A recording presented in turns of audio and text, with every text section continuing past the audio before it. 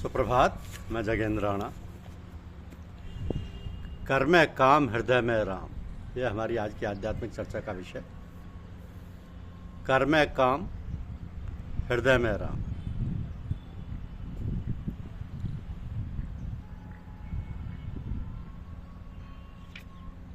हमारे पूज्य साहब जी महाराज तो हमेशा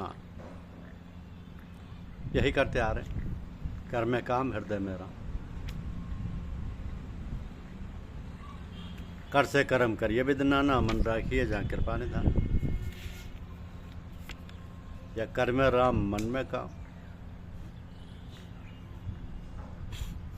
ये कर में राम मन में काम की उल्टी चाल चलने का आदि जो हो गया है, जब चाल उल्टी होगी तो भंव भंवर में फंसना तो निश्चित ही है। संत प्रवर तुलसीदास जी डंके के चोर पर आगाह करते हैं कि राम कहते चलो, राम कहते चलो, राम कहते चलो भाई रे, नाही तो भव बेगार मही पर छूटत आरती कठिनाई रे। संत सदगुरुओं की इन तमाम चेतावनियों के बावजूद अपने मन की स्थिति पूर्व करते थे। साप्तवाणी में नहीं थे कि फूलई फरई न बेत, जदपि सुधा बरसई जलद, मूरख हृदय न चेत, जो गुरु मिलई बिरंच सम। तो कर में काम हृदय में राम तो समझ आता है। कर से कर्म विधिये नाना ना, कर से कर्म करिए विद नाना, मन राखिए जहाँ कृपा निधाना, ये भी समझ आता है। लेकिन कर में राम नाम की माला और मन में काम, ये समझ नहीं आता। ये उल्टा मामला है। क्योंकि साधना इसलिए तो की जाती है कि सुख और शांति पैदा हो। साधना का लक्ष्य ये है कि हमारा जीवन शांति में, आनंद में, प्रेम में बने। अब साधना तो कई प्रकार की होती है, लेकिन हमारा तात्पर्य साधना से परमात्मा की प्राप्ति की साधना से, आनंद की प्राप्ति की साधना, मोक्ष की प्राप्ति करना इत्यादि। लेकिन परमात्मा हमारा लक्ष्य है, हमारी साधना का लक्ष्य है। परमात्मा को प्राप्त करना है, या कहो मुक्ति को प्राप्त करना है, या कहो परमानंद को प्राप्त करना। तो कैसे होता है ये सब?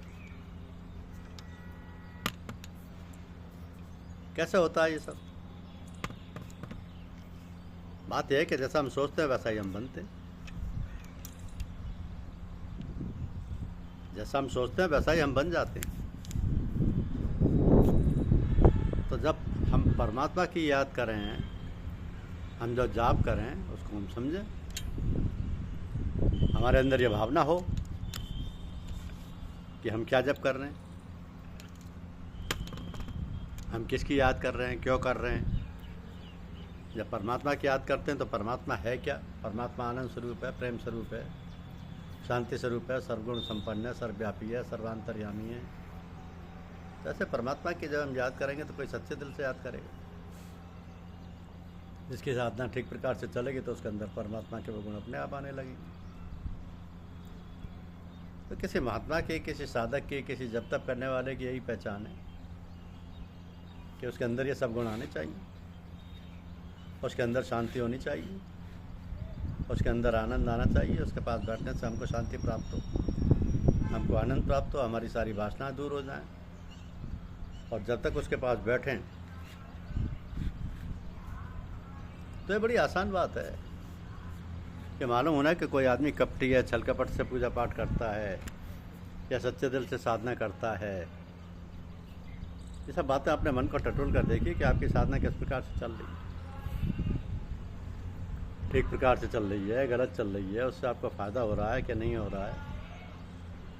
ये हम कुछ करते नहीं हैं। हम लोग जो पूजा पाठ का खाली ढोंग करते हैं, वास्तव में पूजा बहुत कम लोग करते हैं। चाहिए तो है कि पूजा करने के बाद जब शाम को आप सोएं, सारे काम से फुर्सत पाकर, तब आप अपना अध्ययन कीजिए, स्वाध्याय कीजिए और अपने को कि हमने दिन में क्या क्या कार्य किए, कौन से ऐसे कार्य किए जो हमको करने चाहिए थे, कौन से ऐसे कार्य किए जो हमको नहीं करने चाहिए थे। तो ऐसे कार्यों के लिए भगवान से क्षमा मांगो जो हमने गलत कार्य किए, और ये प्रार्थना करो कि हमको ऐसी बुद्धि दो, ऐसी शक्ति दो कि हम भविष्य में ऐसे कर्म ना करें। जो अच्छे कार्य किए उसके लिए भगवान का धन्यवाद करो कि आप सबकी कृपा से हुए। तो लोग हमसे अक्सर पूछा करते हैं कि हम क्या करें? पूजा का सबसे सरल उपाय यह है कि अपने सारे कर्म, अपनी सारी धन दौलत, लड़के बच्चे, घर गृहस्थी, नौकरी चाकरी, सब भगवान का समझ के भगवान के लिए करो। ये कहना है तो सहज, लेकिन चचा जी कहा करते थे कि जो टल खेले सच्चल हो, सच्चल खेले बिरला को। तो ऐसी भावना बनाते बनाते एक दिन ऐसा आएगा कि हमारे अंदर सच्ची भावना पैदा हो जाएगी और हम सच्चे बन जाएंगे, सच्चे भक्त बन जाएंगे, सच्चे ज्ञानी बन जाएंगे। सच्चे भक्त बन जाएंगे इसका मतलब भगवान के सारे जितने गुण हैं हमारे अंदर आ जाएंगे। लेकिन हमारी साधना सच्ची हो, प्रेम पूर्वक हो, सतत हो, निरंतर हो, लगातार हो। ये नहीं कि कुछ दिन किया फिर बंद कर दिया और चुप लगा गया। लगातार हो, प्रेम पूर्वक हो और किसी महात्मा के सानिध्य में हो। इसलिए गुरु किया जाता है कि उसके संरक्षण में, उसकी देखरेख में, उसकी आज्ञा अनुसार, उसके कहे अनुसार हम सब काम करें। तो ये कोई कठिन बात नहीं है, लेकिन लोग करते बहुत कम, कहते बहुत ज़्यादा हैं। तो हम सब लोगों के नित्य प्रति, कभी कभी नहीं, नित्य प्रति रोज सोते वक्त अपने स्वाध्याय करना चाहिए। किताबों का नहीं, अपने स्वाध्याय कि हमने क्या क्या काम किए, क्या नहीं करना चाहिए था और क्या करना चाहिए था, वो सब भगवान को समर्पण करो। पूजा जप तप नेम व्रत सब ही से हो, प्रेम निवाहन एक रस जाने बिरला को। हमारे पास धन दौलत है, लड़के बच्चे हैं, कुटुंब में और गांव बस्ती में सब जगह हमारा मान सम्मान है। हम भगवान का खूब धन्यवाद करते हैं, बड़ी दया कृपा है आपकी। लेकिन जरा कहीं झटका लग गया, कहीं कोई बीमारी आ गई, कोई डेयर या नियर मर गया, तो भगवान को हम गाली देते हैं, कहते हैं हमने क्या बिगाड़ा था,